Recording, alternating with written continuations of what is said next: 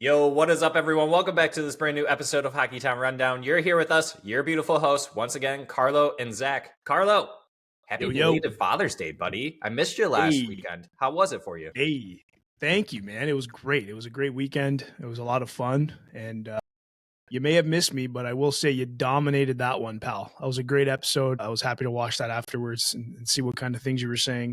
Like Kyle Palmieri, that was hilarious. I had to call it out because I would have done it last week. No one did in the comments. I was very surprised about that one. But yeah, after you said that and I caught myself, I was like, Dude, you know what? That's probably the hardest name in the whole entire NHL world for me. That was awesome, man.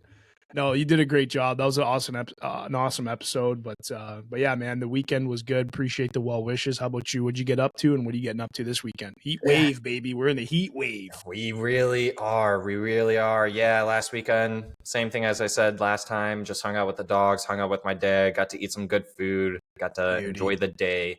Yeah, this weekend it's been very, very hot. I spent a lot of time outside trying to collect as much sun as I possibly can. Still healing up. Other than that, yeah, just doing household duties, hanging out with friends, and talking about hockey. Here we are, the Stanley Cup playoffs. The finals are officially over, Carlo. We will be touching on that to start off this episode, as well as touching on some other Detroit Red Wings stuff. We got some lineups to discuss. We got some hot topics to discuss. Where's Steve Yzerman? Why is he being so quiet? And Carlo, with that being said, why don't we just go ahead and jump into it? But before we do, I do this every single time. Before we do jump into everything, we want to stop and take a moment to say thanks for joining us on this brand new episode. Once again, if you are returning, if you are brand new, thanks for stopping by and joining us on this brand new episode. If you have not already, it's still early in this episode, but why don't you go ahead and just hit that like button, hit that subscribe button if you have not done that already, and then that notification bell that's right there on YouTube, that lets you know when these brand new episodes come out, as well as our shorts. We're trying to put out as much content as we can, especially during this off season. Go ahead and follow us on all the major social media platforms like the Facebooks, the Twitters, the Instagrams, and the TikToks. You guys are showing all the love over there on TikTok. I think over the last month, Carlo, we've gained over like 100 followers on there. So we know you guys love your short videos. Go ahead and give us a follow over there. Like I said, we are trying to pump out as much content and try to be as much engaged with you guys as you guys are with us, and try to see what Steve Yzerman and the Detroit Red Wings could be doing this upcoming summer and pushing towards the next offseason. Carlo, free agency is right around the corner. The draft is actually it's in 5 days. It's on the 27th and the 28th. So the Red Wings have the 13th overall pick. We might lightly touch on that, but from here, Carlo, I think we can go ahead and jump into this episode. And let's touch on the Stanley Cup Finals. If you live under a rock, I'm sorry, but the Florida Panthers have won their back-to-back Stanley Cup in their third attempt in a row against the Edmonton Oilers. Carlo, what's worse? The Florida Panthers winning it back-to-back, or the Edmonton Oilers not able to get one in their back-to-back attempts at the Stanley Cup championship? I think neither. I think what's absolutely the worst is Corey Perry's last 4 or 5 years.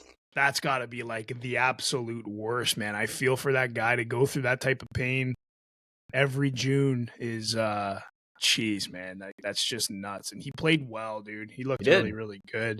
I would agree. What he's, you know what I mean? Top line with, mind you, top line with McJesus.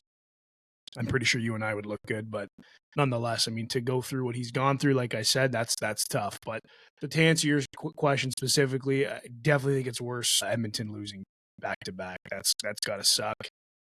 That's got to start firing up some questions for some of the key players. I know there's a lot of media attention on Connor right now, and is he gonna re-sign? Is he gonna take a short deal? And he's very non-committal, which is kind of wild. Watching his conferences with the media and he's just super non-committal. So that's why I think Edmonton losing back-to-back is worse. I think this could be the start of something terrible for that franchise. I hope it's not, because I love Connor in Edmonton, but the guy's got to do what a guy's got to do, whatever that may be. So that's why I think that's worse.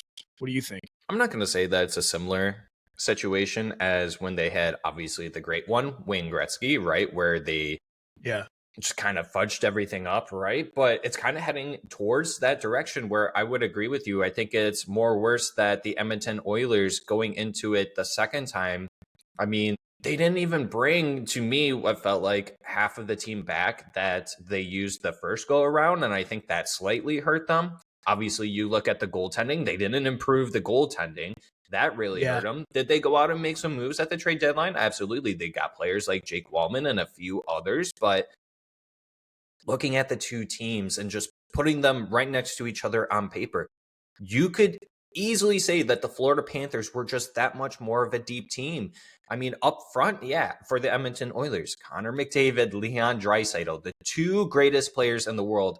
I wouldn't put Leon Draisaitl as the second best player. I'd probably put him at 3. So they have 2 of the 3 best players in the whole entire world on the forward end. To me, that's just my take. Wait, who's your number 2? I would say that's Nathan McKinnon. Yeah, okay, I'm with you all day.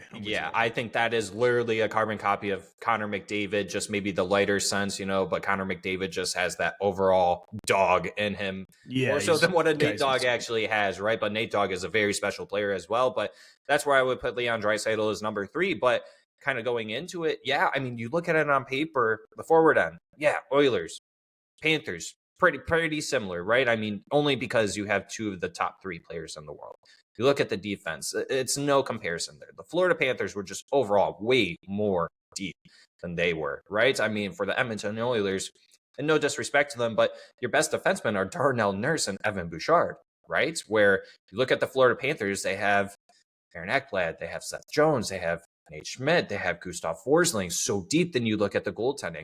It's no comparison. Sergei Bobrovsky's up here, and then Skinner and the other guy just way down here. Right? Oh, yeah, it's not even close. Edmonton needs to address their goaltending, like, big time, dude. And people have been saying that for years. And I've always said it too, minus the Winnipeg Jets. All the Canadian teams seem to have been on this weird ride where it's like, okay, let's just grab a goalie and see if it works, right? They're not concerned about having a really good goaltending situation, tandem, whatever you want to call it, and then their defenses too. All Canadian teams don't have a really good defense either. Well, Ottawa took a swing on Allmark, and when Allmark's on, that guy's unreal, like barring injury and whatnot. So, I mean, it's actually, you want to talk about which Canadian team today has the best goaltender? I think it's Ottawa, bar none. Like, Allmark's is unreal. But you're right, dude. Since then, a lot of these teams have been streaming goalies since Carey Price left the team. I'd make the argument, though, that Hellebuck is still probably up there, right? But for sure. Sorry, that's a given. Yeah. To your point, Allmark, though, what a stud, right? He's a very good goaltender. But I would agree with you, though, that over the years, they've definitely improved, right? But for the longest time, these Canadian teams just weren't doing anything to cover their goaltending situation, right? You can only do so much on the forward end, and then your defense, right? If your defense isn't up to par to help out your goaltending, then that's how you're going to end up in these Stanley Cup Final games where you're allowing 5 goals every single game. I mean, that's what it was going over the games. In game 1, Edmonton Oilers winning 4-3 in overtime. Florida Panthers winning 5-4 and double OT in game 2. Florida Panthers winning 6-1 in game 3. Oilers winning 5-4 in overtime in game 4. Florida Panthers winning 5-2 in game 5. And then the Panthers taking it all in game 6, 5-1. Yeah, it's just so shocking to me that you as a general manager going into your second Stanley Cup Final appearance, I mean, just even looking back at the trade deadline, right? I mean, they all knew that all these players were saying, they all knew that they were all going to be meeting up each other into the finals. A lot of people probably thought the same thing. Me, I don't like it, so that's why I didn't pick it going into this. But could I have seen it happening? Absolutely. And that always makes for a good finals, right? As a good rematch. We had it with the Red Wings and the Penguins way back when. And it was the most exciting thing for us as Red Wings fans. Hey, let's run it back on them, right? Unfortunately, it didn't go the way we wanted it. Same thing with the Oilers, too. But holy hell, your goals against average here was 4 to 5, 4.5 goals, basically, essentially, right? And so, I know a lot of fans are placing blame on Evan Bouchard, And I wouldn't even place blame on Evan Bouchard. I think there's a lot of other players that you can point the blame on, but I really would point the blame more so on the general manager for not doing anything about that goaltending.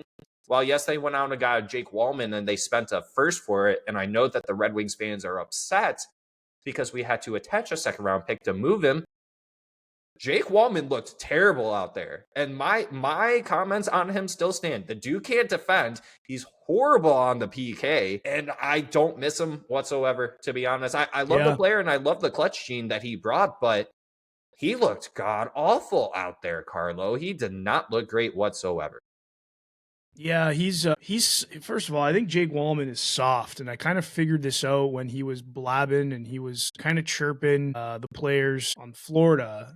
And like he just seems like a kind of guy that's all talk. Real soft to play against. He got walked so many times. I'm like, yo, like this guy is like, he looked like a forward trying to play defense. And I'm just like, you're supposed to be a defenseman. Like, what's going on? So yeah, I'm kind of with you. I really, I don't miss Wallman. I don't think he really added anything to our D. I don't think he made the Red Wings D harder to play against. I really don't think he made Edmonton's defense group harder to play against. So as a result of that, Florida walked him. Like Florida is, and I think I said this last year around this time, they are like the perfect team. Like there's probably guys that were sitting and not benched, but like they just weren't in the lineup, scratched, that we would love to have on our team. Yeah, that's black aces.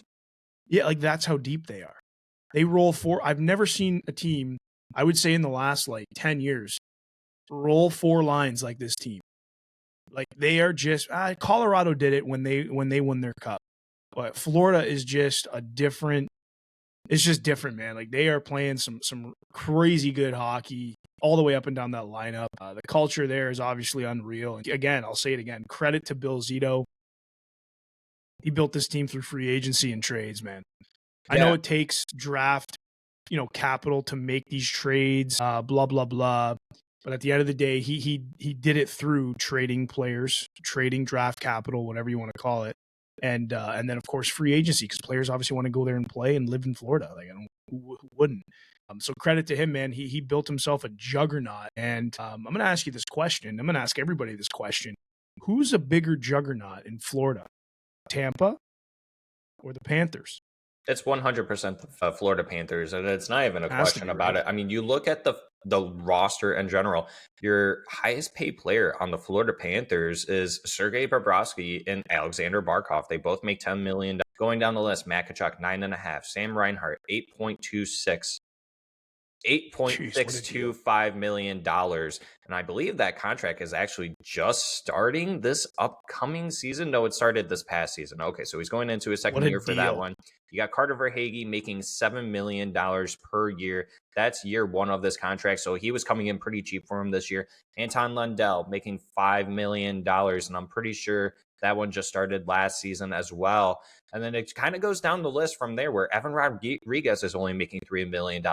Someone like Seth Jones, that trade from Chicago Blackhawks, and talking about Brad Marchand too, I mean, these trades, what an absolute fleece job that Bill Zito did to these other teams to get some of their best players in a Brad Marchand who played a huge role in the Stanley Cup playoffs in general, not even just the finals. I mean, that one goal where he just went off after the face-off, he basically did it twice. Yeah. Dude was like, it was literally sports mode, bro. Yeah. That was nuts. Yeah. So talking about Seth Jones too, $7 million his contract. The Chicago Blackhawks are retaining, I believe it's like 25% of his contract. And you got Gustav Forsling, who was waived. He was picked up for next to nothing at one point, now making $5.75 million. And you got Aaron Ekblad and then Nate Schmidt in there too. And those two guys were a huge proponents to this team as well. They were just so deep. I mean, even looking at Aaron Ekblad, because a lot of Red Wings fans are interested in getting someone like him. During the playoffs, he almost averaged 24 minutes of ice time. He put up 13 points, 4 goals, 9 assists. Seth Jones even, he put up more of a bigger role for them in the whole entire run. 25.5 minutes he averaged, putting up 9 points, 4 goals, 5 assists as well. And then Nate Schmidt, talking about him, just the defensive side. I mean, he got 12 points, 3 goals, 9 assists. He averaged 16 minutes, but that's a guy who can come in on minimal time and help add something to the team out there on the ice when it matters the most, right? And then obviously you can't go without talking about Sam Bennett, the Dude. MVP of the whole entire tournament. What a freaking dog, dude. Dude. And it's even more crazy that he's expected to just stay with the Florida Panthers on whatever he can get. He's like, I'm not leaving. Give me that 8x8. That was hilarious. That's The what it way he sounds announced that, dude, was so funny, man. Yeah, you know what? I don't blame Bennett at all for wanting to stay in Florida No, and not at all. potentially taking a significant. I mean, we don't know what the deal is or what it could look like, but I think I saw a couple articles where it was going to be 7.5, maybe 8. I think he could get more based off of what he's done, what he's proven, what he's capable of, but I don't blame him for wanting to stay in Florida. And you know what? Same with Brad Marchand, man. If he stays in Florida for a lot less, I mean, I remember seeing someone say, "Oh, Brad Marchand's going to get $8 million." Like a notable source was saying Brad Marchand was going to get fetch around somewhere around $8 million. Like he's not going to get that in Florida. And you know what? I bet you he stays. Maybe he takes a longer term deal at a smaller AAV. But again, it's like, why would you not do that? Like if it's me and you, why would we leave? We're back to back. We're buzzing. We got a crazy good coach. Our culture is unreal. We're in Florida. Yeah. Like where are we going? Where are we going and why? And then lastly, Ekblad. Like I know he had a really good playoff. He had a really good season. And kudos to him. I'd love Aaron Ekblad selfishly. I'd love him in Detroit. I don't think anybody wouldn't. I know there's some injury, but you're going to have that with anybody, even if someone who doesn't have an injury history. An injury is possible. They're playing NHL hockey, and injuries are possible. So you kind of got to I don't know. I look past that one a little bit and just look at the player not getting injured and look at the bright side. He had a great season. I'd love for him to repeat that in Detroit. Can he? I don't know, man. Chemistry is completely different in Detroit. Do we get the same Aaron Ekblad if he were to come to Detroit? I don't know. But the point is, I really see Florida keeping him too. And I think I put it out on Twitter. Marchand, Bennett, and Ekblad, I think they all stay in Florida and they all take team-friendly deals. We spoke about the points earlier. They already got their money, man. These guys are paid. These guys got money in the bank. Florida's where you go to retire and chill out. These guys are probably going to wrap it up in Florida and stay in Florida. Why not? If I were Bill Zito, I'd be going out and looking house hunting for Brad Marchand. Like, yeah, you want to stay here? We'll just buy you a house and then we'll give you X amount of money for X amount of years, right? Work something out. Yeah, and I do believe that. I did see something, and obviously you got to be careful with what you see online, that the pecking order that they want to go in is obviously Sam Bennett first. That's who their main priority is. I would 100% agree with you on that. Has to be. I would say that it's also Aaron Ekblad being at number 2. Then it goes Brad Marchand. You still want to be as deep as you are on the defensive side, whether if it's Seth Jones as your number 1 right-handed D or Aaron Ekblad as your 1 right-handed defenseman. You want to be as deep as possible. I don't think that there is someone that you can replace an Aaron Ekblad out there in free agency. Maybe somehow you can find it via trade, but does the Florida Panthers really want to do that? I don't know. But sticking to what we know now, I do want to give the flowers out to Sergei Bobrovsky because I was someone who was a little hesitant about him going into the playoffs. That is someone who's always been a little streaky, right? That's just how he is as a goaltender. I do think that he is a really good goaltender, but I was very surprised by him. I mean, his goals against, he was number 3 in the whole entire tournament at a 220 goals against average, and then his save percentage, he was number 2 at a 914. Only Logan Thomas had a better save percentage than him and played a few more games less than he did, right? And then you have Anthony Stolarz and then Frederick Anderson, who were ahead of him in the goals against, right? All goalies that played a little bit less than him. But I want to give Sergei Bobrovsky his flowers as well. The fact that he played lights out electric against 2 of the top 3 best forwards in the entire world when it comes to hockey. And so I want to give him a lot of credit. I really do believe that if you would have inserted some other goalie, it would have gone to game 7. I think it would have been a much closer series. And I think Bob definitely helped out more than I think a lot of people are probably giving him credit for. I don't know what your thoughts are on Big Bob. Well, I think Big Bob played out of his mind. Bobrovsky was on the case once again. The guy he's a different breed come playoffs, man. He knows how to lock it up and lock it down. He was unreal. But you know what? I do also think, and this isn't to take anything away from Bob, because he 100% deserves his flowers. But you know what, man? That whole Florida group, especially the defensive group, every single defenseman on that team played unreal. And I'm sure Bob would say that. You know what I mean? If somebody's going to go and give Bob his flowers, I'm sure one of the things he's going to mention is like, like go watch the tape of our D, because they really made it easy for me, right? Like they just looked great. And again, that's why selfishly it's like I said, like Ekblad had an unreal, probably his best, I think it was his best play. And I don't want to say his career, but as of late, maybe his career. As of late, that playoff, he looked great. Even throughout the season, he looked really good. But there's other guys there too, like notable, like you mentioned, like Seth Jones, and having Jones and Ekblad on your right hand side and being able to flip flop those two again, luxury. Like that is just, Florida is living in pure luxury with this lineup, the way it's constructed, the way guys are getting paid. And again, that testament to the D group and what Zito did there to get those guys going, because I think they totally played a big hand in Bobrovsky playing as well as he did. And you know how confidence works, man. You got the D playing out of their mind, your goaltender's playing out of their mind. Because that's happening, now your forward group's playing out of their mind, a.k.a. Brad Marchand going in easy mode on that 25 right off the draw. I think he did that twice that game off the draw. He scored 2, and I think they were pretty similar goals. Like, yeah, it was wild, dude. But no, that whole team deserves flowers, man. Bob, the D group, the forward group, the head coach, the GM, like they all deserve flowers. That's how good they are, and that's how noticeably good they are, I should say. But real quick, a little funny break here. Speaking of Brad Marchand, did you see the trolling he's been doing online? That shirt of the Oilers emblem and it's saying losers on it was by far my most favorite one by him. But the trolling is top tier, and he's been doing that all the playoffs. He did that with Toronto. And now he's kind of like messing with people. He's doing like a little psychological game where I saw there was like an Instagram post, something about Brad Marchand in Toronto. He's like, so the people really want this, huh? And at this point, I think he's just trolling them, like you said. 100% he is. Yeah, that's just who he is as a person overall. I mean, I'm sure he's a great guy, but I think he just likes messing with people also too. And he's already said it. You Toronto Maple Leafs fans are nuts, right? So I don't really see a world. I agree with you. Why would you not want to re-sign with the Florida Panthers? If I were Brad Marchand at his age, 38, 39, whatever, I already have he's probably got, that's his 3rd Stanley Cup, maybe his 4th now. I'm not exactly sure. So correct me if I'm wrong. Live check me right now.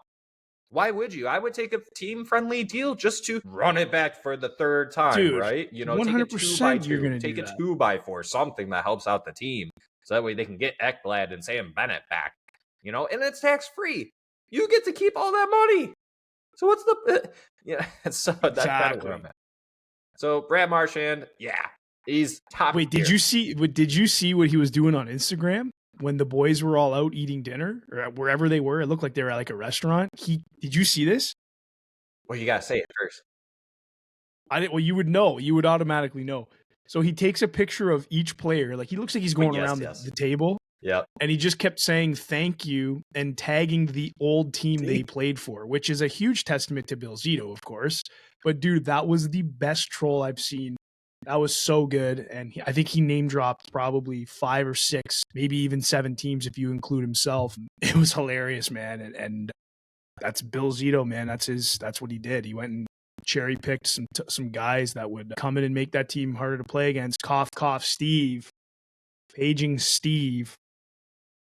You know, take a little playbook out of Billy Zito there. Maybe go for dinner in Florida. Go check on your house in Florida. Grab a cigar and go see Zito. Figure it out, because we need to do something pretty similar. I think everybody does. I think every team wants to model this. Speaking about pagers, paging doctors, let's talk about some of the injuries that happened throughout this playoff series, Carlo. And some of them may have happened right before, right? So Matthew Tkachuk, torn adductor / hernia. And this is posted by Outkick.com. Thank you for posting this. This is helping me out. Star Panthers winger Matt Tkachuk tore his adductor clean off his hip bone, in addition to having a hernia on the same side of his body. Then going over to Sam Reinhart, who had a grade 2 MCL sprain. Usually you're out 4 to 6 weeks with that because you have swelling, you know, your knee from the partial tear and everything. Yeah, he was ready to go. He missed 5 days and scored 4 goals in the cup, right? And then you want to talk about, let's see here, Sasha Barkov, lacerated palm. He had to get stitches. His whole entire hand cut up straight down. Had to get stitches, played throughout that, right? And then obviously you look at the Edmonton Oilers, and there was the whole Zach Hyman situation. Ryan Nugent-Hopkins was apparently playing through a broken hand as well. Yeah, that's just part of it. And to me, Carlo, this is my hot take, and it might not even be a hot take. If words could come out, this is hard for me. This might be a hot take to some, maybe for not others, but my hot take is that this is why the Stanley Cup is the toughest trophy to win in all of sports, because you have players putting literally their lives out there on the line trying to win that trophy. And I get the argument where in the NFL, you know, it's one game, and if you win, then you go on, and if you lose, then you're out, whatever it is. But it's so much more physical. You got to do it up to 7 more times than what an NFL player does, right? And looking at it from their perspective, I think in the NFL playoffs, I think they play up to 4 games going up to the championship. Correct me if I'm wrong. Maybe it's 5, but yeah, but dude, like for an NHL team, they could play up to, what is that? 7 times 4, 7, 14, 21, 28 games they could play up to, dude. That's, this you guy know, rattling off numbers like Rain Man Sunday morning, dude. Just banging them out. But no, listen, hockey over football. You're on skates, you have speed and momentum, and you're going full tilt into boards that move a little bit, but they're there. I don't know, dude. I understand the concept of football being tough because you're smoking guys every single play. Yeah, 100%. Literally. I don't want to get hit by a 300-pound lineman by no, any means. But you're also another probably 250 solid muscle, like going 20 miles an hour on ice, on skates. Yeah, like hockey's different, dude. Hockey is different. Like you're playing way more games, you're putting in way more reps, the way the shifts work, the PK, like the hitting on the PK, the hitting, the sticks to the face. Then you're on skates. Like you're on skates. You're on, like, it's just the speed is insane, especially today. The speed of the game is just wild, and you're still hitting people, and it's getting faster. So yeah, hockey over football when it comes to toughness, and the Stanley Cup, bar none, is the hardest trophy to win in sports. Like, and it's not even to pick on football either. I think you could say that about any other major sport, right? Baseball, basketball, soccer, all those sports, right? So yeah, that's my hot take. Soccer, I don't know. Soccer, I mean, I love soccer, but like when you're talking about winning a trophy, hockey and football. For sure. All right, Carlo, I think that's a smooth transition to go over and talk about some other NHL news, what's happening around the world. Now that it's officially the offseason, I think we're in day 3, maybe day 4 of the official offseason now that the Stanley Cup Finals are over. Players are getting signed. Players are getting traded. It's starting to become a bumpy roller coaster, just kind of going over the signings. And this is a player that I was kind of hoping the Red Wings would sign. But looking at the contracts, I'm kind of really glad that we didn't, because Jonathan Toews does sign that contract with the Winnipeg Jets for 1 year at $2 million. And it comes with quite a bit of bonus money if he plays an expected amount of games. It goes up to like 20. He gets like $250K or $500K, whatever it is, and like 50 games and 60 games and blah, blah, blah, continues on with that. And so good for Jonathan Toews, and honestly, good for the Winnipeg Jets. They're getting a hometown kid essentially on a pretty good deal, especially when this could be their last chance at making a conference final / a Stanley Cup final with some of their players, especially if Nikolai Ehlers goes to UFA. You got Kyle Connor coming up on his last year of his contract. So this adds depth to their team. So your thoughts on this contract real quick? You know what? It's actually a very interesting contract, and I wonder if Patty Kane his deal goes in a similar fashion. There's another player I'd like to compare Patrick Kane's future deal to, though, but Jonathan Toews is definitely one, and the way that contract breaks down, because I believe it's $5 million in performance bonus, and then the cap hit is $2 million, which is rich considering. I mean, good for him. 37, coming back. Good for him, man. Go get your bag. And I honestly am really excited to see Toews enter the league again. 100%. Especially hometown. Like, gotta love that. You gotta respect that. So, 1 year deal too. Like, see how it goes, and then go from there. So that's kind of my thoughts on Johnny Toews. But then I'm gonna flip it right back over to Matt Duchene's deal, who also recently signed a 4-year deal at $4.5 million. Yeah, great deal. That's another one. Yeah, I think that's a really good deal, and that's another deal I can see in the Patrick Kane type of territory as well. I do think he's gonna. I mean, he was at $4 million last year. He played really well. Doesn't look like he's really slowing down. By the way, I don't know if you guys caught it on Bauer's YouTube channel, but Patty Kane just dangled through 1,000 pucks with ease. Like, that's insane. I want to know how much Anyways. that guy got paid for setting up all those pucks, though. That had to take it Yeah, so that was long. really cool. That was really cool. I think it was him and Lane Hudson. I think Lane Hudson had to go twice. Patty Kane did it first try. Not a big deal. But yeah, like Matt Duchene, 4.5 by 4. That's another deal I can see Patty Kane getting, but I do like the way it breaks down on Johnny Taze's a little bit better. Now, I don't know if because the performance bonus is so high, that's why his base, Johnny Taze's base, was so low at $2 million. I don't know if Patrick Kane's going to be something similar. Possible. But the other angle is you go down the pathway of a Matt Duchene type of deal. I have no problem paying Patrick Kane 4.5 by 1 if they were to go that route. But yeah, anyways, just trying to draw some comparisons there. But Dallas Stars weren't done with Duchene, though. I mean, they went and signed Cameron Hughes. They went and signed Matt Bork. They went and signed Nils Lundqvist.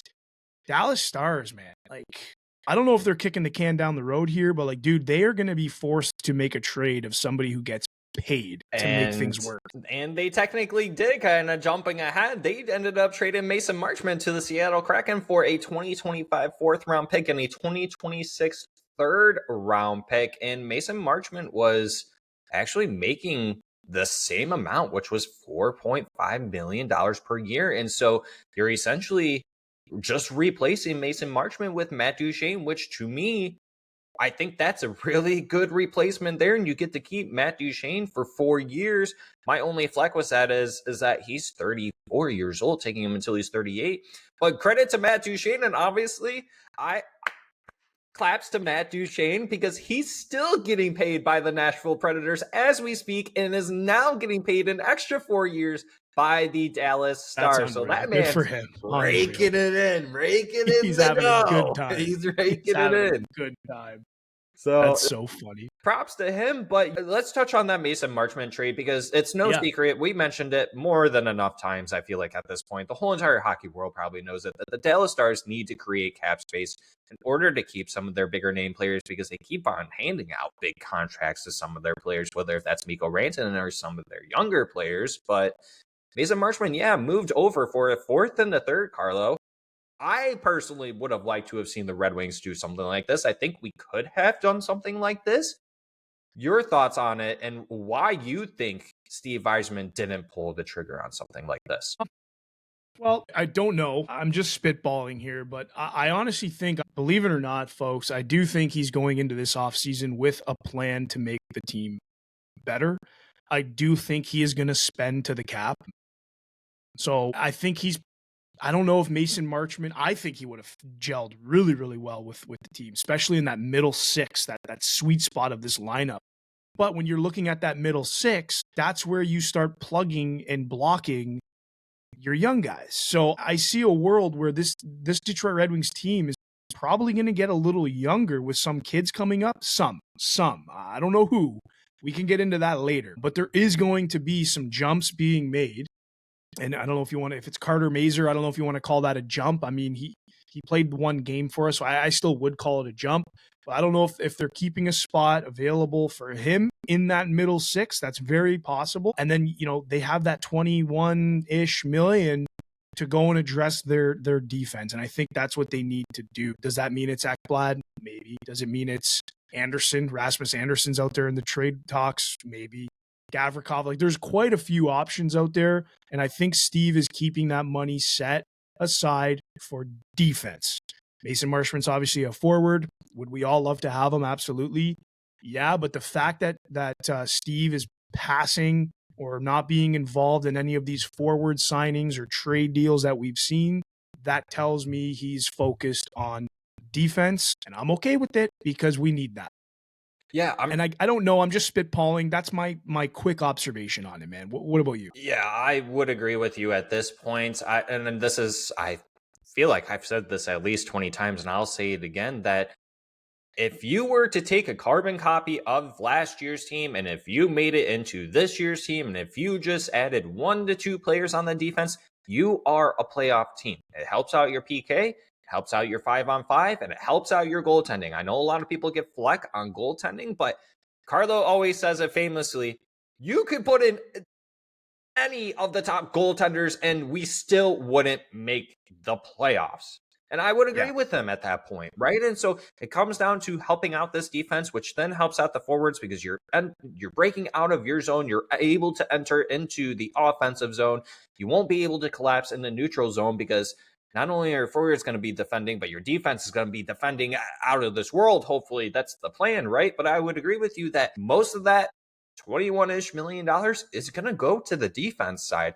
And if you look at it from the Red Wings perspective over on Grand Rapids Griffins, the top defensive prospects that we have is ASP. Carlo, who would you even say is next up? You have players like Anton Johansson. You have players like Shai Buium and William Wallander. Who is next up after ASP? Because I think it's pretty tough from there. I think it would probably be Shai Buium, then Anton Johansson. I do think William Wallander is actually the odd man out.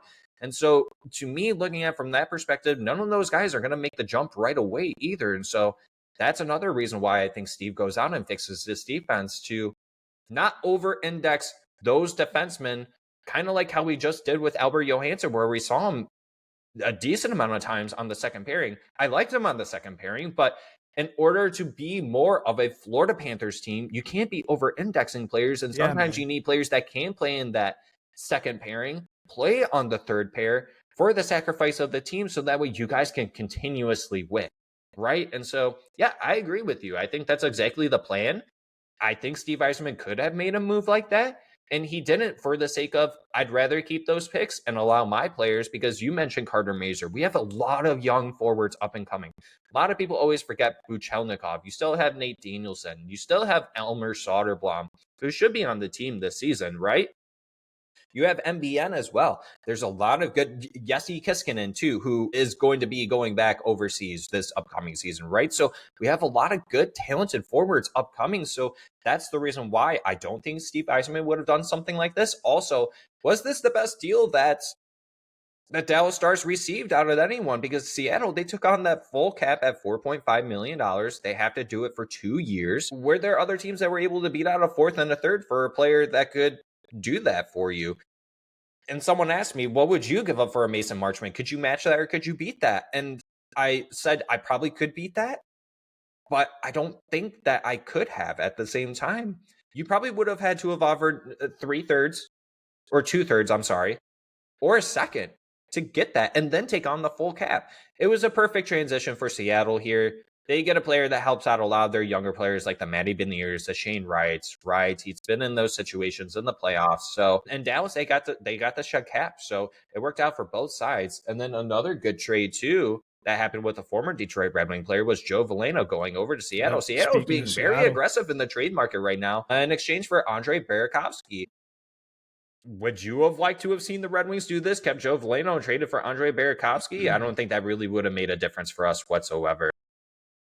No, I don't really love Burakovsky's cap hit's 5.5. Like, he's 32. To me, I think that's a contract we're staying away from because of some of the contracts on our team now, without mentioning any names and going down turning a negative spiral here. But no, I'm totally fine with that.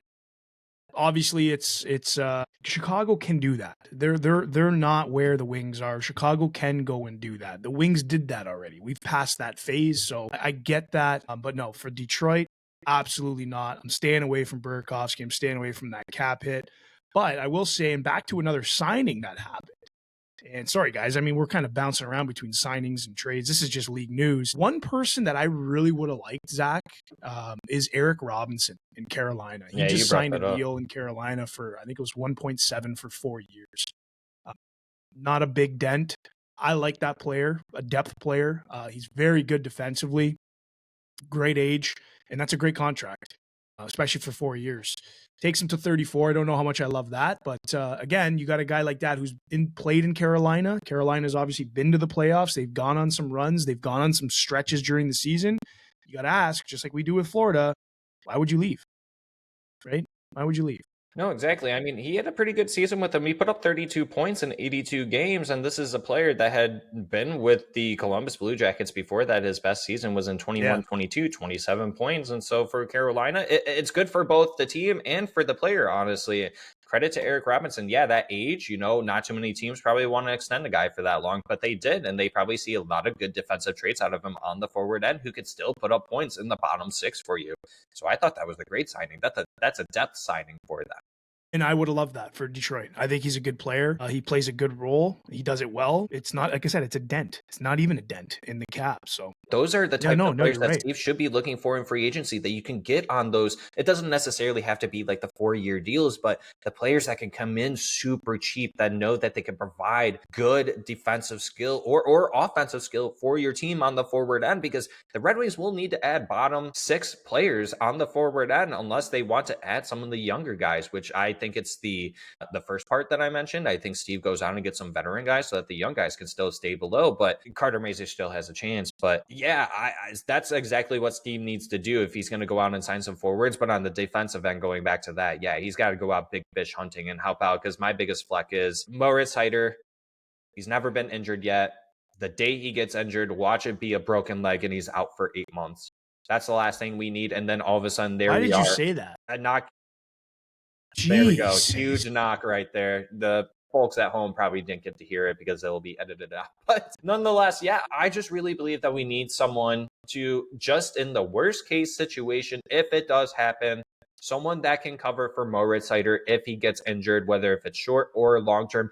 And you could say the same thing about Simon Edmondson, because it's going to happen eventually, right? You have to make that left side just as deep as you do on the right side too. And so if you get someone to help out Moritz Seider too, to be that second pair, then that third pair eventually will be ASP, and you won't have to over-index him for the first couple years and let him get familiar with the system and being comfortable with being that power play guy, and he will get time on that PP too, right? We've tried to do the whole Steve Yzerman thing and what we would do if we were in that position, but you know what? I think this is a great time to transition into Prashanth Iyer. Unreal hockey mind. The guy's knowledge for not just hockey, but Detroit and what they should do and how they can do it is unreal.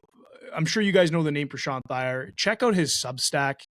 He writes an article pretty much every offseason titled "If I Were Steve Yzerman," and it's meaty. Like it's really meaty, and he really goes through the whole kit and caboodle, as I like to say.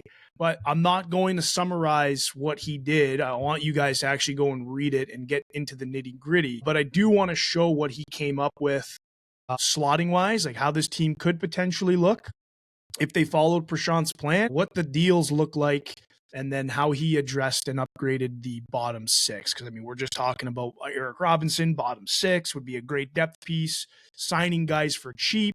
Well, we're going to get into kind of what that looks like and maybe some young guys. Sorry, not necessarily young guys, but who some depth guys could be and for how much and how that piece could work. So I'm going to throw this into a screen share, folks, because this is all good stuff here. And we're going to start it off with this guy right here. So what you see here is a piece indicating, upgrade the bottom 6, and you got signed Connor Brown for 2 years at $2.8 million. You got signing Brock McGinn for 1 year at $9.25 million, and then signing, let's go with Yaska for 1 year, $900,000. So you got some lower deals, and you got some depth players. You guys, everybody doesn't have an opinion on the players that they signed. Listen, I'm going to be honest with you. Our bottom 6 right now needs a lot of work. These guys have played. They're not bad at all when it comes to rounding out that bottom 6. And I think that could be something. And here's how it kind of floats into the lineup. Right. So this is kind of a giveaway, but he's obviously going after Ehlers as his big fish on the left wing. And I believe he signed him for a 7x9 or 9x7, $9 million over 7 years. Zach's going to give me crap for that one. Don't hate it. What do you think of, let's start with Ehlers. Let's work our way down. What do you think of that deal? Would you do it? And what do you think it could do for that? Yeah. Nikolai Ehlers, someone like him, that's your top left wing, right? This is a guy who was drafted by the Winnipeg Jets back in 2014. Drafted in the first round, 9th overall, shoots left. He's 6 foot, 172 pounds. He's 29 years old. The contract really doesn't worry me that much, especially since you will have to overpay, you will have to overextend. And Steve Yzerman has made mention of that in his press conferences, right? And he always has mentioned that free agency isn't always the problem solver for most cases. For some cases, I mean, you look at the Florida Panthers, it worked out for them, right? But Worked out very well. You got to find those players that come in on the really good deals, and this potentially could be a really good deal for the Detroit Red Wings if they are able to lock up someone like a Nikolai Ehlers. Now, looking at his point total in recent years, this past season in 69 games, 24 goals, 39 assists, 63 points. Season before, 61 points in 82 games, 25 goals, 36 assists. So he's a very consistent fringe 30 goal scorer. The most he's ever scored in a season was 29 goals back in, that's technically his third season, I guess you want to call it that. Yeah, his third season in 2017-18, where he put up 29 goals, 31 assists for 60 points. He's never been a point per game player.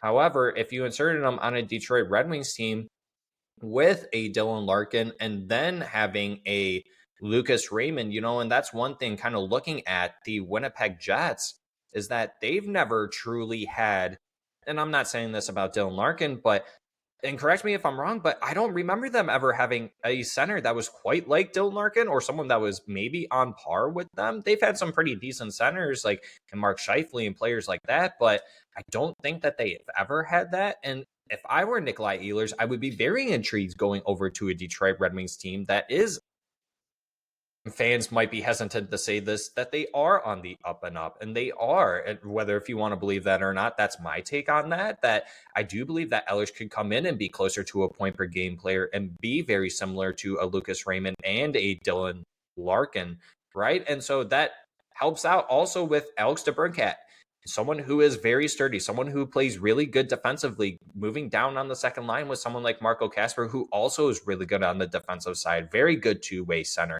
Being so young and being alongside with an Alex DeBrincat and a Patrick Kane, like we mentioned, he could still put up the goals. He doesn't look like he's slowing down by any means, but his age is still there, right? And so that top six right there alone is going to help you out on not only the forward end and your 5-on-5, but it's going to help out the team overall, right? And then we talked about the defense, how it's going to help out the forward group. And so we obviously looking at that, not really trying to jump ahead, but that defensive group is going to help out this forward group. And then all in all, this whole entire team in front of the goaltending is going to help out the goaltending, and people give a lot of fleck to Peter Mrazek.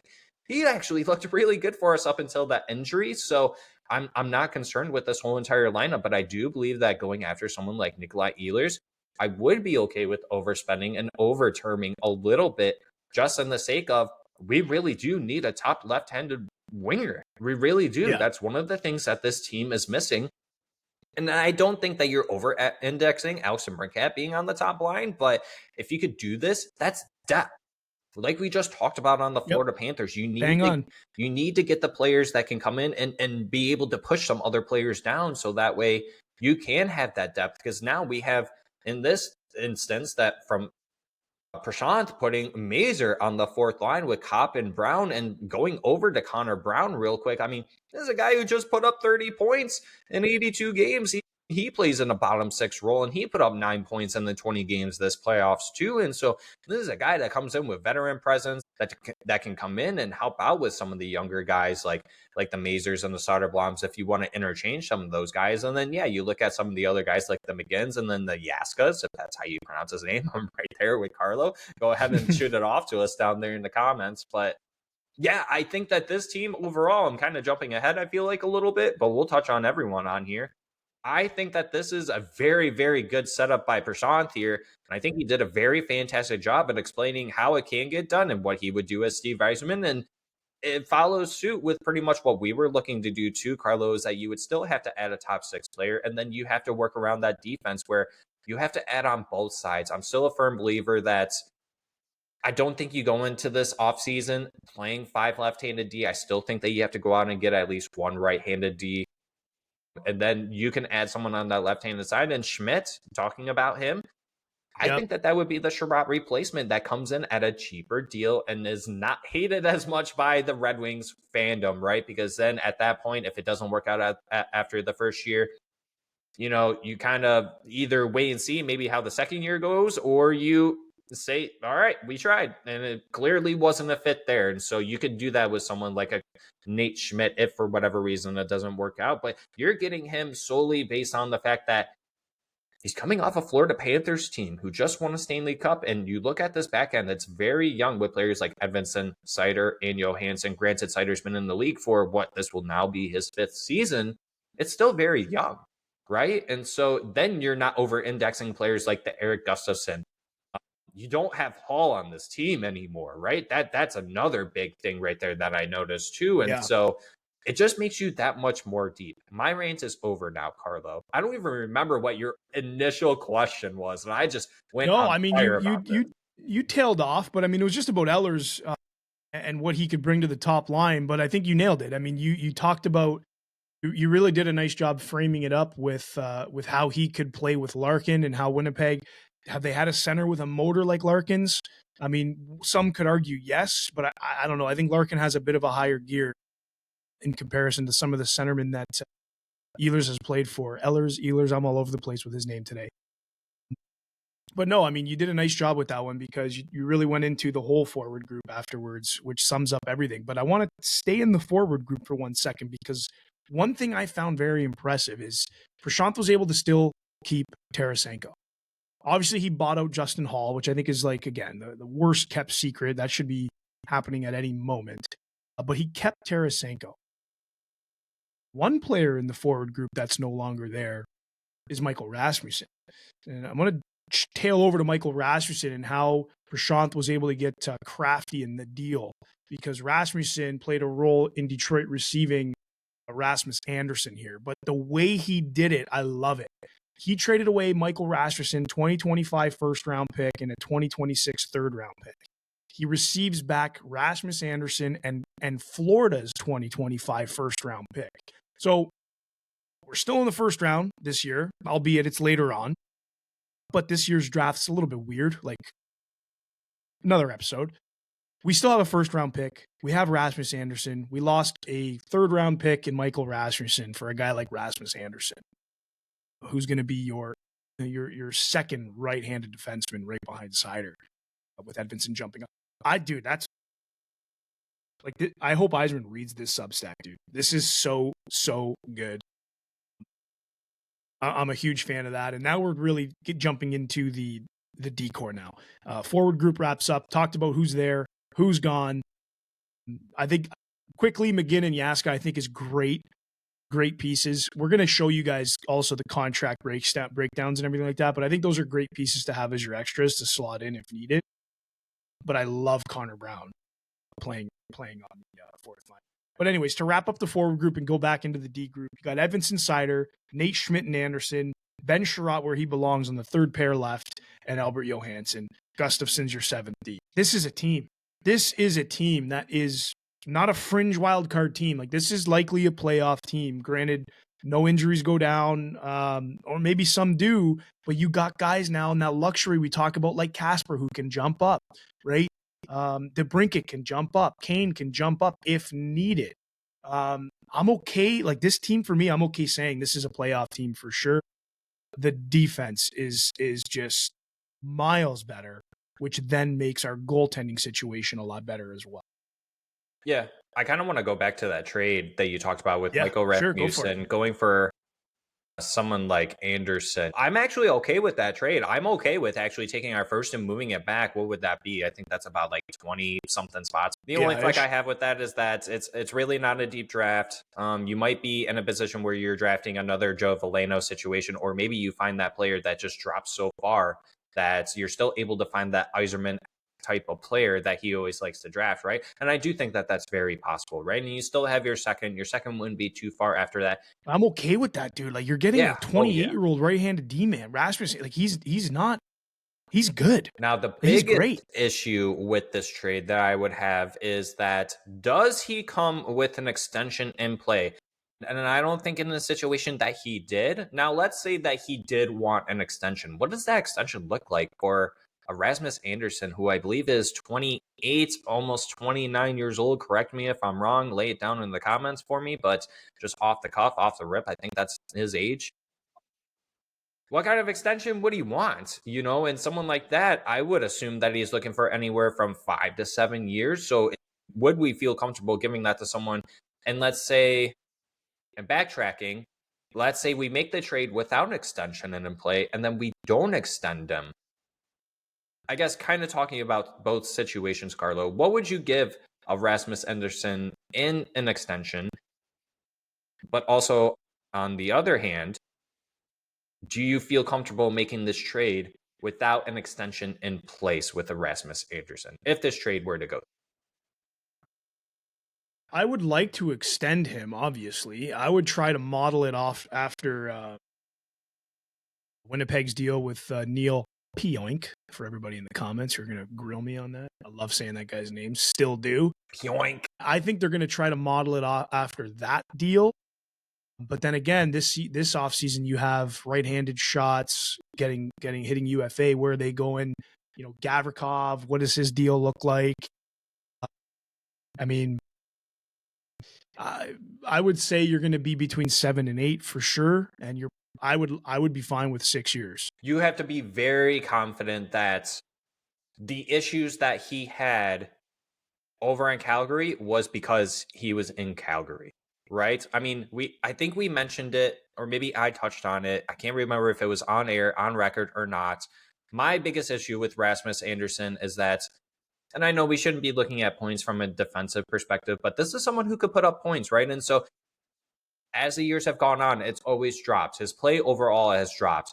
I mean, if you look at this season, and let's talk about last offseason. Last offseason, there were a lot of rumors about Rasmus Andersson, and the Calgary Flames were very reluctant to trade him and give it a try and say, okay, let's try and make a push, one last time. They tried it, and now they're at the point where we either have to make the decision now to re-sign him, keep him, or trade him. Don't lose him for nothing, right? And so they're in that weird position where they have to make that choice. And so for me, it's like I mentioned, did he have those struggles in Calgary because it was Calgary? They're not set up the greatest over there, right? I mean, they have the worst contracts than Jonathan Huberdeau and Nazem Kadri, and their defense as a whole just does not look good whatsoever either. They have some pretty decent goaltending, but 6 or 7 or 8 years for Rasmus Andersson to me is a little rich. But once again, I mean, you have to be, if you're Steve Yzerman, you have to be dead on positive that this guy was only playing the way he was playing because it was Calgary, and that you believe that if he comes over to Detroit, have that 1 year too, right? Right. To figure it out. But keep in mind, you say it's a little rich, and maybe it is right now, but when his contract's done, correct, the cap's going up, $18 million, if not more, by the time you have to have a negotiation with him. Between 7 and 8 it'll age well. To me, it's not so much about what we would have to pay him. I guess it's just the length of it, right? Because I always go back to, we're doing it now with JT Compher. We've been doing it with Andrew Kopp. We've been doing it with Ben Sherratt. And those were only the 4 to 5 year deals, right? And so that's my biggest worry is that, and granted, at that point, you could make him like the 7th defenseman if he ended up being that bad, or the 6th defenseman, right? Because you still need that depth, right? So maybe I think you have PTSD. I think you have PTSD from Sherratt, Compher, and Kopp. Of course I do. 100%. And I do too. A lot of fans. A lot of fans do. But when you got a guy like Rasmus Andersson, I would never compare him to those guys. And specifically defense-wise, I don't think I'd compare him to Sherratt either. I think he's got a little bit of an edge to him. He plays a little bit of a different style. A style that I wish Ben Sherratt would actually embody a little bit, but I digress, as per usual. I don't know, man. I love the idea of Andersson. He wore the A in Calgary. I think he comes in with a little bit of an identity piece to him as well. Something, again, I will go on record to say that this team is still searching for and fostering. He could come in and add to that. I'd be very interested to see if there's a trade to be had there, and I would love Andersson on the team. And you know what? Maybe he comes in for a year, and worst case scenario, he doesn't get extended. Maybe he gets flipped at the deadline because something goes wrong, or he's not playing up to par, or whatever the case is. There's options with a guy like that. He's a right-handed defenseman. You bring him on your team, regardless of an extension happening or not. you're bringing him in if you have the opportunity to do it, because you're going to be able to get assets back some way, somehow, if it doesn't work out via the trade deadline. So I was pretty pumped about that one. I think that's a really good ad. And then there's Nate Schmidt. Nate Schmidt he brought as well with, I believe he signed him to a 3-year deal worth $3.6 million. And you know what? I don't hate that either. I mean, I'm not too sure about Nate Schmidt. I really liked him in Vegas when he was there. I can't remember how long he was there for. I mean, obviously that's a couple years now going down, but I just think that our D needs that edge, that bite, and I think Nate Schmidt can bring that edge and that bite. 33 years old, a little bit up there. Defensively, I like him a lot. His last couple of years, he's been really, really good defensively and kind of shutting it down. He's getting less points than he was getting with Washington and Vegas, but I think he's playing a bit of a different role. I think he's playing a role that Detroit needs him to play. Shut it down. Shut it down. Give our goaltenders a break. Let in less goals. I think a guy like Anderson can help with that with the nets. Net positive, I mean, because he's obviously going to contribute, but I think a guy like Nate Schmidt can also keep goals out of our net by playing that shutdown style that I think he's been playing well at the last couple of years. So I like that deal too. And then you got two familiar faces in Schrott and Johansson on your bottom pair, Gustafsson as your 7D. Bro, this is a D core that's worth talking about, in my opinion. Yeah, no, I'm very much in agreement with you, and I love that Prashant was able to prioritize the defensive end, and it just goes to show you that is the biggest struggle with the Detroit Red Wings, right? It's their defensive end, because you looked at the PK, we're always bottom 5, right? Or at least we were this past season, and it seems like we have been for quite some time, right?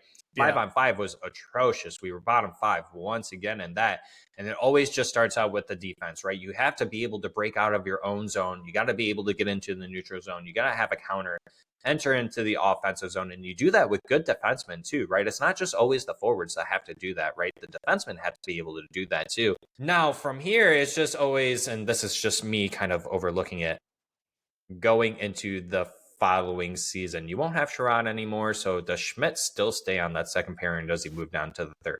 Who knows? But thank you for putting this up there. There we go. Now we get to see the whole complexity of the signings, the cost, the term, and all that stuff. So yeah, I mean, yeah, you got Benny Sherratt coming off the books after this season. Rasmus Andersson would be the same thing if you don't extend him. And I do believe, like Carlos said, if all else failed, you could trade him at the trade deadline. Maybe he's doing really well for you, but your team is just doing really bad.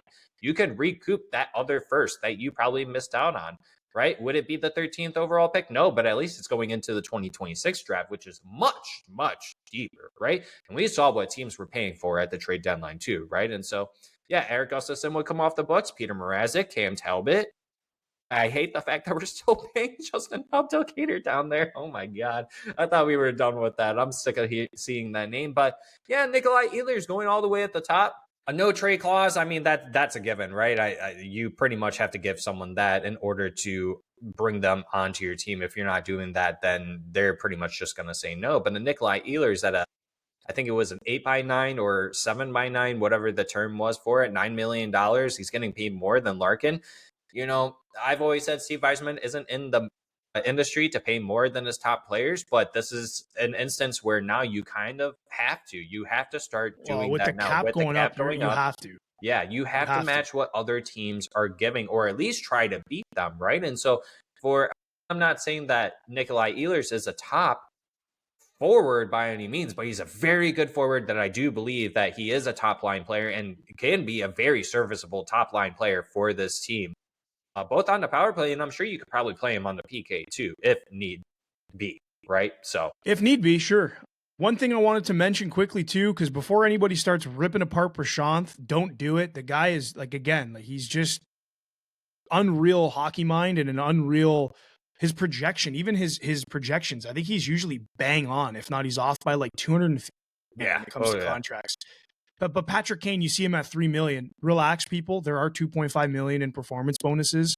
Once again, go read his Substack, dude. We'll even link it in the description of our episode.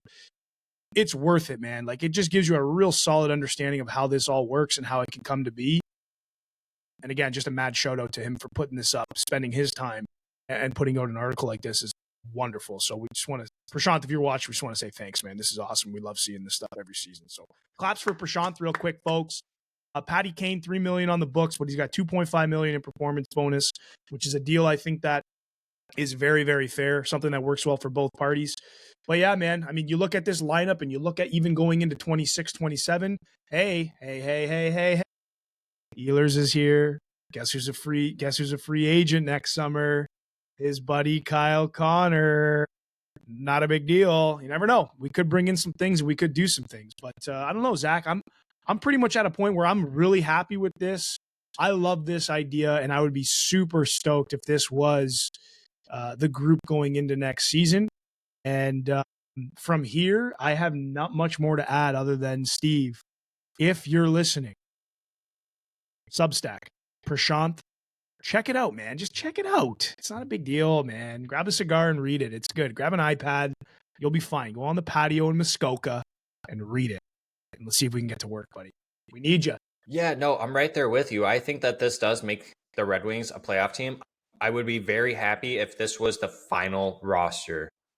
At the start of the season, this is your opening night roster. This on paper, I very much would be okay with this. I think it makes you deeper. I think it makes you more competitive. Big time. Your defense looks amazing. The biggest thing that I have is can Tarasenko be a 20-goal guy? Can he get close to it? So can he have a rebound compared to last season? And then can the goaltending actually stay? I mean, it's no secret. You look at those ages; they're not exactly spring chickens over there. 33 and Peter Mrazek and 37 and Cam Talbot. But can the goaltending withstand playing and splitting 40 games amongst themselves? Right? Is there an opportunity where we see Kosa? But I'm right there with you. I think we could. Do I think that we're the third best team in the Atlantic? No, probably not. But I do think that we're not the second wild card team. If everything goes right, injury-free, Tom McClellan, full first season as the head coach. We're still waiting to see who the new goaltending coach is. I believe we still need another assistant to be signed too, right? Under Tom McClellan, if I'm not wrong. Maybe I'm just making that up, but let me know down in the comments if I am. I could be just making stuff up now at this point because we're now at the tail end of this episode and kind of just spitballing at this point. But I'm very much in love with this roster. Prashant, I think you did a fantastic job. Great job.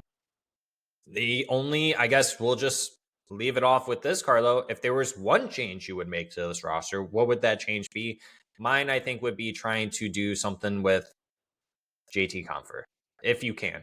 Somehow, some way. If it doesn't cost you an arm and a leg, I would try to see something about JT Compher, or maybe even Vladimir Tarasenko. I think it's those caps, and obviously, let me go back to the spread though. Like, I mean, we're talking right here, right? So, I mean, like, if you're doing something with one of these two players, are you gonna fetch?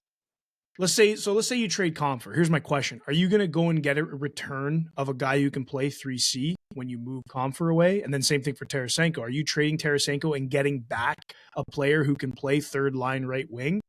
I don't know, but I like where you're at because I'd love for this money to become available between these guys. I just don't know if there's a deal to be had there. Maybe there is, but I mean, you got these guys right here. I mean, that's close to $10 million, right? You're just shy of 10 million. I mean, that's good money. The Compher one, I think for sure I would like to see moved because he's still got some years left on it. The Tarasenko one, I think I can stomach. And I like Vladimir Tarasenko, man. I know he didn't have a great season and with Detroit. I just like the player. I like the person. I'm a Vladdy fan. I'm fine with him hanging out for another year at that cap. It's one more year. The reason I'm fine with it is because it's one more year. Compher, on the other hand, I like if we can move that one, I'm with you all day. That one would be the one that I would love to move. Yeah, there's only so much you could bury him, right? And I mean, I'm not the biggest fan that Prashant put him on the third center and then Andrew Kopp on the fourth, but I mean, that kind of maybe that's at that point. Maybe that's something that's interchangeable too, because Kopp looked really good with Todd, man. Yeah, but there's only so much burying you could do with the Compher at that type of contract, right? Until fans start to get even more sick of him than what we already are. But to your point, like, is there really any capacity that another team needs a Compher to play as a 3C when you can go and get one for 2 times less? right? So it's very difficult unless you're willing to send a second round pick to San Jose attached with him to take him. All right, I think we have to wrap it up now with that one. Yeah, we can here. I think you're gonna send people into the doom and gloom comment section, brother. Well, yeah, it's bound to happen anyways. Well, with that being said, Carlo, I think we can go ahead and wrap this up. Final thoughts? I think maybe we already said them, but final thoughts? Yeah, man, final thoughts. Wings are quiet. They got money, and forwards have been being moved. So I'll say it again. Like I said before on this episode, my final thoughts are that Yzerman is allocating that 22-ish million to defense. And I think that's exactly what needs to be done. I think I'm all aboard that one. We just need to see something happen now. Seeing is believing, folks, believe it or not. So yeah, that's my final thoughts. The Red Wings are going to address their defense and probably address more than just one player. I think they're going to address their second pairing big time, just like Prashanth laid it out. Don't know if it's going to be Schmidt and Anderson, like in his example, albeit it's a great example, and I think it should be. But as long as that second pairing gets addressed and we're not asking guys to play too much and over-index, I think we're going to have a fun season. Should the defense get addressed with the money we got left. Over to you, brother. Final thoughts. You took the words out of my mouth, so I'm gonna, Control C, Control V, copy and paste that ish that he just spilled out of his mouth right there, because I'm agreeing with him. I think you got to build that from the back end. I think that's the main priority here. I'm not too concerned about the goaltending or the forward, and anything that you add on top of that outside of the defense is ultimately gravy in my eyes. So yeah, I'm very excited to see what Steve Yzerman does. A lot of teams are making moves already. Granted, Steve's been a little too quiet. Come on, Steve. Do something. Poke him with a stick. He's in Muskoka, man. He's got a nice cigar, nice bottle of red. Maybe not red, maybe some cognac or something. Some VSOP. Who knows? Steve, let's go, buddy. Let's get her going. Maybe. I'll do whatever you need. Long rips, bud. All right, that's it for this episode. We definitely appreciate y'all stopping by once again. If you are returning, if you are brand new, thanks for stopping by once again. If you haven't already, hit that like button, hit the subscribe button, hit that notification bell that lets you know when these brand new episodes come out. Also, you can find us on Spotify and Apple. Follow us and rate us to 5 stars. And then follow us on all of our social medias, the main platforms like Facebook, the Instagrams, the TikToks, the Twitters of the world. We really do appreciate you guys for sticking around with us and hanging out with us during this long summer. Now the stretch is oncoming. We're very much excited for the NHL Draft upcoming, and then free agency, July 1st. Be there, be squared. And until next time. Right around the corner, folks. We'll see y'all on the next one. See ya. Later, guys. Love you. Bye-bye.